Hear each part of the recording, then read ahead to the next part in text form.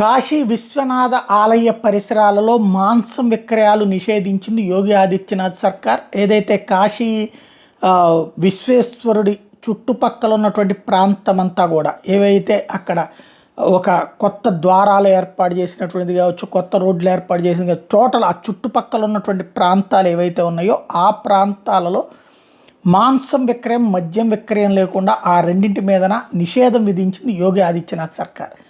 దాంతో అప్పటి నుంచి ఆగుంది. మొదట్లో కొంతమంది కోర్టుకు కూడా వెళ్ళారు. కోర్టు కూడా ఆలయ పరిసర ప్రాంతాలకు సంబంధించినటువంటిది లెక్క ఇవ్వండి, వీళ్ళు ఇచ్చారు, లెక్క ఎక్కడ దాకా పెట్టారు ఏంటి అన్నట్టు. దాంతో కోర్టు సంతృప్తి పడి వాటి విషయంలో జోక్యం చేసుకోలేదు. అయితే తాజాగా Kashi Vishwanath temple back side ఉన్నటువంటి చోట్ల 13 మంది కావాలని మాంసం విక్రయాలు చేస్తుంటే పోలీసులు పట్టుకున్నారు, అరెస్ట్ చేశారు. అలం, అమీన్, షమీన్ వీళ్ళతో పాటుగా మరొక 10 మంది ఈ కార్యకలాపాలు చేసినట్టుగా తేల్చారు.